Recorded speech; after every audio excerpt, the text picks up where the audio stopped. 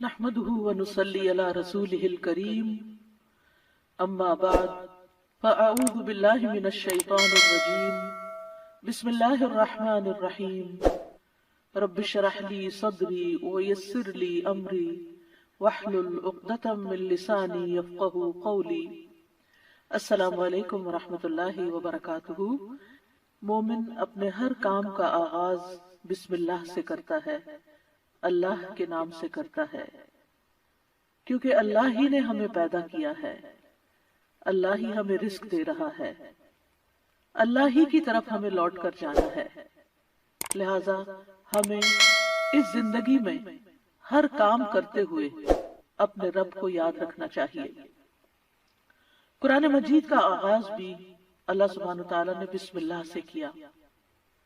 اور ہمارے لیے یہی مشروع کیا کہ ہم اپنا ہر قول اور عمل بسم اللہ کے ساتھ شروع کریں۔ پہلی وحی کا آغاز بھی اللہ کے نام کے ساتھ ہوا۔ جبریل امین نے پہلی مرتبہ جب نبی صلی اللہ علیہ وسلم کو قرآن مجید کی پہلی آیت سکھائی تو فرمایا اقرأ بسم ربک الذی خلق، اپنے رب کے نام سے پڑھ جس نے پیدا کیا۔ تو گویا عبادت ہو یا ہمارے دنیا کے کام ہو،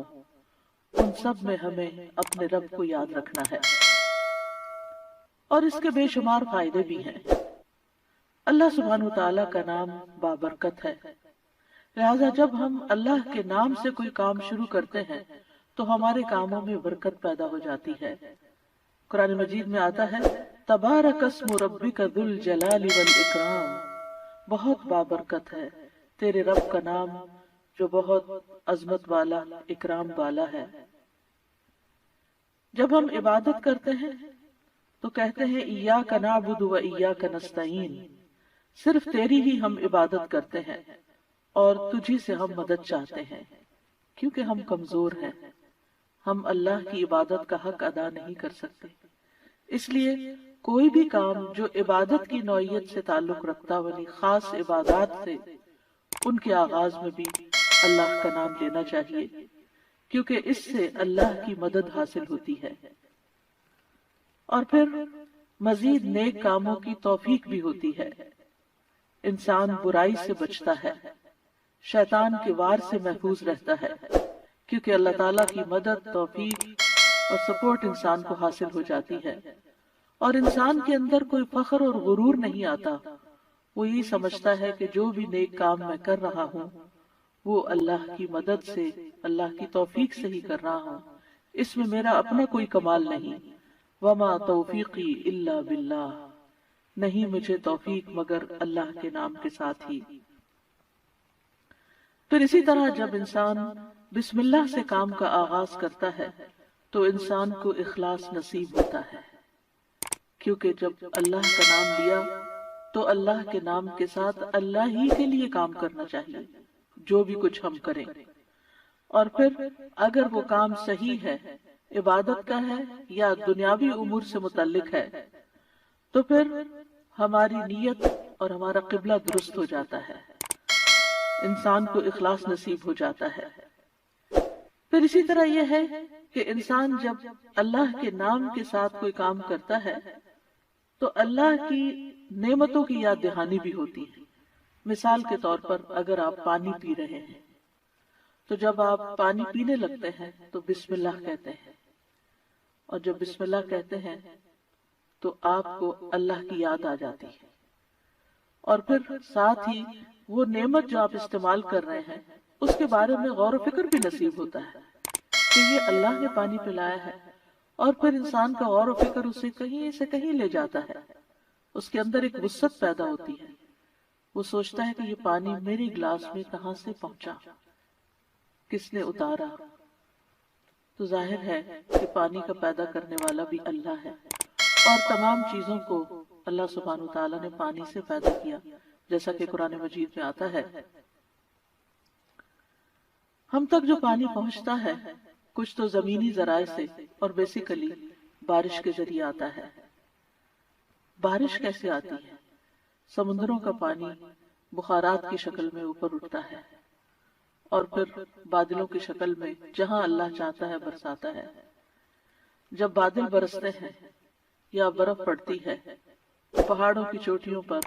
اور مختلف جگہوں پر یا تو پانی جم جاتا ہے یا پھر ندی نالوں کی شکل میں، دریاؤں کی شکل میں بہنے لگتا ہے،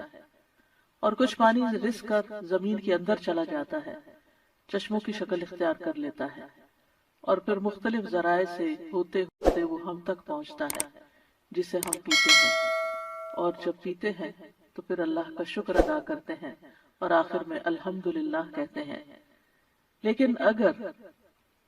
اتنے اہتمام کے ساتھ جو پانی میرے گلاس میں پہنچا اس کو میں نے اللہ کو یاد کیے بغیر، نعمت دینے والے کا نام لیے بغیر ہی اس کو پی لیا، تو اس سے بڑھ کر ناشکری کیا ہو سکتی ہے؟ پھر اسی طرح اگر انسان کھانا کھاتا ہے اور اللہ کا نام لیتا ہے تو وہ ضرور سوچتا ہے کہ کیا جو کچھ میں کھا رہا ہوں یہ اللہ کی مرضی کے مطابق بھی ہے یا نہیں، حلال ہے یا حرام ہے، اور پھر کس طریقے سے میں اس کو کھا رہا ہوں اور کس طریقے سے میں نے اس کو کمایا ہے یا مجھ تک پہنچا ہے، ان ساری چیزوں پر بھی غور و فکر ہونے لگتا ہے۔ تو گویا بسم اللہ پڑھنا بار بار انسان کو اللہ کی یاد دلاتا ہے، اور اس طرح انسان اللہ کی اطاعت کی طرف مائل ہوتا ہے، اللہ کی دی ہوئی نعمتوں کو اللہ کی رضا میں استعمال کرتا ہے، اور اللہ کو یاد کرتے ہوئے اللہ کا قرب حاصل کر لیتا ہے۔ یعنی جب ہر کام کے شروع میں جب اٹھتے بیٹھتے چلتے پھرتے ہم اللہ کا نام لیتے ہیں تو اس طرح ہمیں اللہ سبحانہ وتعالی کا قرب نصیب ہوتا ہے، اور ہمارے دنیا کے کام بھی عبادت بن جاتے ہیں کیونکہ وہ اللہ کی مرضی کے مطابق اللہ کی رضا کے لیے ہوتے ہیں، اور اس طرح دنیا میں بھی کاموں کے اندر برکت پیدا ہوتی ہے، سہولت پیدا ہوتی ہے، اللہ کی مدد شامل حال ہوتی ہے، اور آخرت میں بھی یہ عمل فائدہ دیتا ہے، اور انسان کے اندر کوئی تکبر و غرور پیدا نہیں ہوتا، وہ سوچتا ہے کہ جو کچھ مجھے ملا ہے یہ اللہ کا فضل ہے۔ پھر ہم دیکھتے ہیں کہ انبیاء کا طریقہ بھی یہی رہا ہے۔ نوح علیہ السلام کے بارے میں آتا ہے کہ جب وہ کشتی پر سوار ہوئے تو انہوں نے دعا پڑھی، اس کا آغاز بھی بسم اللہ سے کیا، بسم اللہ مجریہا و مرساہا۔ اسی طرح سلیمان علیہ السلام نے ملکہ سبا کو جو خط لکھا اس کے آغاز میں بھی بسم اللہ لکھا۔ پھر اسی طرح ہم دیکھتے ہیں کہ نبی صلی اللہ علیہ وسلم متعدد مقامات پر بسم اللہ کی تعلیم دیتے ہیں، جس کے بارے میں آگے ہم متعدد احادیث میں دیکھیں گے کہ کس طرح آپ صلی اللہ علیہ وسلم کی زندگی کا ایک اہم حصہ تھا بسم اللہ پڑھنا، اور جس کام کا آغاز اچھا ہو جائے اس کا انجام بھی اچھا ہوتا ہے۔ قرآن مجید کا آغاز بھی بسم اللہ کے ساتھ ہو رہا ہے، اور بسم اللہ قرآن مجید کی ایک مستقل آیت ہے، یعنی یہ کہ سورۃ الفاتحہ یہ کسی اور سورت میں داخل نہیں ہے، ہر سورت کے شروع میں اسے الگ آیت کے طور پر لکھا گیا ہے، اور اس میں ہم دیکھتے ہیں کہ سورۃ التوبہ جو ہے اس سے پہلے بسم اللہ نہیں ہے، کیونکہ بسم اللہ سے امان حاصل ہوتی ہے، اور سورۃ التوبہ کے شروع میں امان سے یعنی کہ مشرکین کو امان سے نکالا جا رہا ہے، بری ذمہ کیا جا رہا ہے۔ تو بہرحال آغاز ہوتا ہے قرآن مجید کا بسم اللہ الرحمن الرحیم کے ساتھ، یعنی میں اللہ کی مدد طلب کرتے ہوئے اپنی قرات کو اللہ کے نام سے شروع کرتا ہوں، اور پھر اس میں اللہ سبحانہ تعالیٰ کے نام اللہ کے علاوہ دو صفات کا ذکر ہے، الرحمن ایسی ذات جس کی رحمت تمام مخلوق پر چھائی ہوئی ہے، اور الرحیم ایسی ذات جو مومنوں پر آخرت میں بھی رحم فرمائے گی۔ جہاں تک لفظ اللہ کا تعلق ہے تو اس کو اسم الجلالہ بھی کہتے ہیں۔ اللہ کی اصل الالہ ہے، اور لغت عرب میں الہ 4 معنوں پر بولا گیا ہے۔ نمبر 1 المعبود جس کی عبادت کی جائے، نمبر 2 الملجأ جس کی پناہ لی جائے، نمبر 3 المفزوع الیہ گھبراہٹ میں جس سے مدد حاصل کی جائے، نمبر 4 المحبوب وہ محبوب جس کے ساتھ عظیم محبت ہو، اور اس کے بارے میں عقلیں حیران ہو جائیں۔ تو اللہ کا لفظ اللہ سبحانہ تعالیٰ کا اسم ذات ہے، یعنی ذاتی نام ہے، سب ناموں سے عظیم اور اعلیٰ ہے، اور یہ جلیل القدر نام اللہ سبحانہ تعالیٰ کے جتنے بھی باقی نام ہیں وہ سب اسی نام کی طرف لوٹتے ہیں، یعنی وہ اللہ ہی کے نام اور اللہ ہی کی صفات ہیں۔ اور اس کو امام غزالی کہتے ہیں کہ یہ اللہ تعالیٰ کے ناموں میں سے سب سے زیادہ عظیم نام ہے، کیونکہ یہ اس ذات الہی پر دلالت کرتا ہے جو تمام صفات الہیہ کو جمع کرنے والی ہے، یہاں تک کہ کوئی بھی صفت اس سے جدا اور علیحدہ نہیں ہو سکتی۔ یعنی اللہ تعالیٰ کے جتنے بھی باقی اچھے اچھے نام ہیں وہ سب اللہ ہی کے نام ہیں۔ وَلِلَّهِ الْأَسْمَاءُ الْحُسْنَى، کہ اللہ ہی کے لیے ہیں اچھے اچھے نام۔ سورۃ الاسراء میں آتا ہے قُلِ ادْعُوا اللَّهَ أَوِ ادْعُوا الرَّحْمَٰنَ أَيَّمَّا تَدْعُوا فَلَهُ الْأَسْمَاءُ الْحُسْنَى،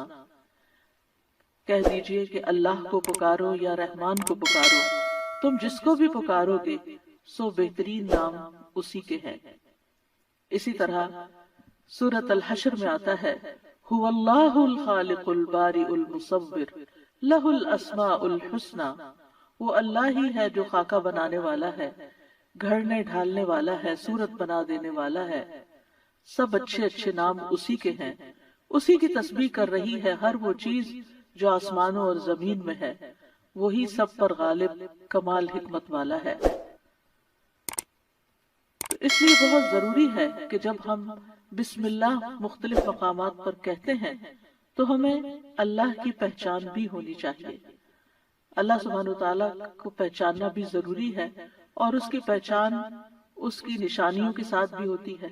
جو کائنات میں پھیلی ہوئی ہیں، اس کی پہچان اس کی کتاب کے ذریعے بھی ہوتی ہے، اور اس کی پہچان نبی صلی اللہ علیہ وسلم نے بھی کروائی ہے۔ لہٰذا اگر ہم اللہ تعالیٰ کو پہچانیں گے تو ہم صحیح طور پر پورے شعور کے ساتھ بسم اللہ ادا کریں گے۔ بلحجیم قبیلے کے ایک آدمی سے روایت ہے، وہ کہتے ہیں کہ میں نے پوچھا اللہ کے رسول آپ کن چیزوں کی دعوت دیتے ہیں؟ نبی صلی اللہ علیہ وسلم نے فرمایا میں اس اللہ کی طرف دعوت دیتا ہوں جو یکتا ہے۔ قال ادعو الی اللہ وحدہ، وہ اللہ کون ہے؟ اللہ وہ اللہ کہ جب تم پر کوئی مصیبت آتی ہے اور تم اسے پکارتے ہو تو وہ تمہاری مصیبت دور کر دیتا ہے، اور جب تم کسی بیابان اور جنگل میں راستہ بھول جاؤ اور اس سے دعا کرو تو وہ تمہیں واپس پہنچا دیتا ہے، جب تم قحط سالی میں مبتلا ہوتے ہو اور اس سے دعا کرتے ہو تو وہ پیداوار ظاہر کر دیتا ہے، یعنی تمہارے سب کام وہی بناتا ہے۔ لیکن یہاں خاص طور پر اس آیت کے اندر یعنی بسم اللہ الرحمن الرحیم کے اندر اللہ سبحانہ تعالیٰ نے اپنا جو تعارف کرایا ہے، اپنی جو پہچان کرائی ہے،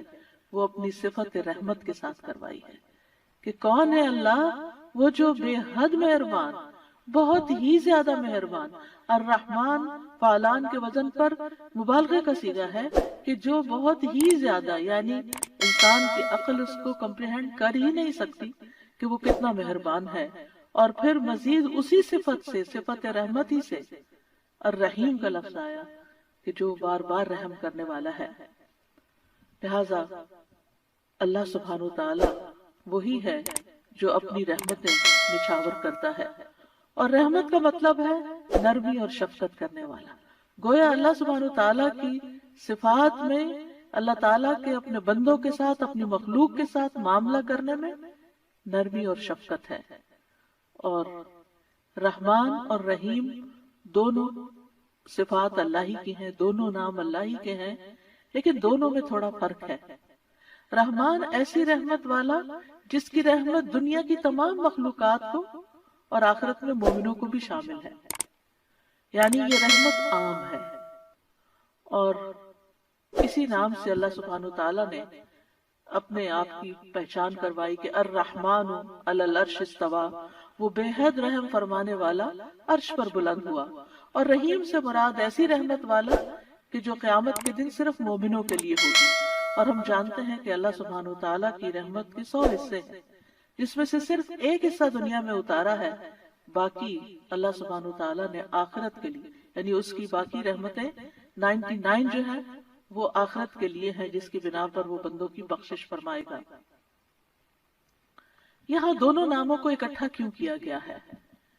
اللہ سبحانہ وتعالیٰ کے دونوں نام الرحمن اور رحیم کا مل کر آنا اللہ سبحانہ وتعالیٰ کی رحمت کے مزید کمال کو بیان کرتا ہے، اور اس کے بارے میں ابن القیم رحمہ اللہ کہتے ہیں کہ جہاں تک الرحمن اور رحیم دونوں ناموں کو جمع کرنے کا تعلق ہے تو اس کا معنی ان دونوں معنوں سے اچھا ہے جو معنی ان کے الگ الگ بیان کیے جاتے ہیں، یعنی وہ مزید جمع ہو جاتا ہے، اور وہ یہ ہے کہ الرحمن اللہ کی قائم صفت پر دلالت کرتا ہے اور لفظ الرحیم اللہ کی مخلوق پہ کی جانے والی رحمت سے تعلق رکھتا ہے۔ پس نام اللہ یعنی پہلا نام جو ہے اللہ کی ذاتی صفت یعنی ذاتی صفت رحمت پہ دلالت کرتا ہے، اور دوسرا نام اللہ کے فعل پر دلالت کرتا ہے کہ اللہ اپنی رحمت کے ساتھ مخلوق پر رحم فرماتا ہے۔ اور ابن قیم یہ بھی کہتے ہیں کہ ان دونوں صفات کو جمع کرنے کا یہ فائدہ ہے کہ اللہ نے دنیا میں جلد اور آخرت میں بعد میں واقع ہونے والی رحمت کی خبر دی ہے، اور اللہ کی خاص اور عام رحمت کے متعلق خبر دی گئی ہے، اور اللہ کی رحمت اس کے غضب پر غالب ہے۔ ابو ہریرہ کہتے ہیں کہ رسول اللہ صلی اللہ علیہ وسلم نے فرمایا، جب اللہ مخلوق کو پیدا کر چکا تو اس نے اپنی کتاب لوح محفوظ میں لکھا جو اس کے پاس عرش پر موجود ہے کہ میری رحمت میرے غضب پر غالب ہے، اور اس کی رحمت بہت وسیع ہے۔ قرآن مجید میں آتا ہے وَرَحْمَتِي وَسِعَتْ كُلَّ شَيْءٍ، میری رحمت نے ہر چیز کو گھیر رکھا ہے، کوئی اس کو مانتا ہے یا نہیں مانتا، اس کی عبادت کرتا ہے یا نہیں کرتا، تو ہم جتنے بھی دنیا میں لوگ چل پھر رہے ہیں سخت نافرمانیاں کرتے ہیں، لیکن اس کے باوجود وہ ہمیں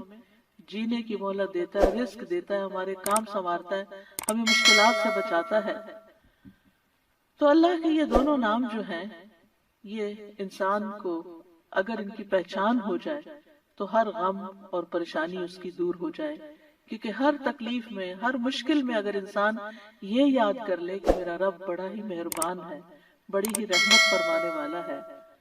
تو انسان کی پریشانی دور ہو جائے کہ وہ ہے کوئی جو میری مشکل آسان کر سکتا ہے، اور وہ اپنی رحمت فرمائے گا اور ضرور کر دے گا۔ تو ہمیں ہر کام سے پہلے بسم اللہ پڑھنی چاہیے، کیونکہ اللہ سبحانہ وتعالیٰ کا نام لینے والا کامیاب ہوتا ہے، اور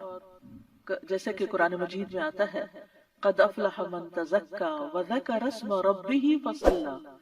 بے شک کامیاب ہو گیا جو پاک ہوا اور اس نے اپنے رب کا نام یاد کیا، یعنی رب کا یہ نام لینا کامیابی کی علامت ہے، کامیابی کی ضمانت ہے۔ اور پھر نماز پڑھی، یعنی اس آیت کا ترجمہ ہے، اور صبح و شام خاص طور پر اللہ کا نام لینا چاہیے۔ سورۃ الانسان میں آتا ہے وَاذْكُرِ اسْمَ رَبِّكَ بُكْرَةً وَأَصِيلًا، اور اپنے رب کا نام صبح اور پچھلے پہر یاد کیا کرو۔ تو بہرحال اللہ کا نام لینا برکت کا سبب ہے۔ ایک شخص نے نبی صلی اللہ علیہ وسلم سے کہا، ہم کھانا تو کھاتے ہیں لیکن ہم سیر نہیں ہوتے، ہمارا پیٹ نہیں بھرتا۔ آپ نے فرمایا شاید تم الگ الگ کھاتے ہو، اپنے کھانے پہ جمع ہو جایا کرو اور کھانے کے وقت اللہ کا نام لیا کرو، وہ تمہارے لیے اس کھانے میں برکت ڈال دے گا۔ یعنی یہ مطلب یہ ہے کہ اگر تھوڑا بھی ہوگا تو تمہارا پیٹ بھر جائے گا اور تمہاری بھوک مٹ جائے گی۔ اسی طرح اللہ کا نام لینے سے انسان کو ہر طرح کی حفاظت بھی ملتی ہے۔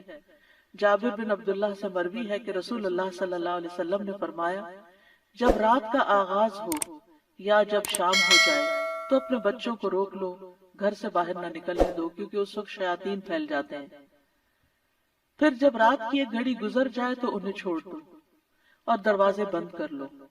اس وقت اللہ کا نام لو، کیونکہ شیطان بند دروازے نہیں کھول سکتا۔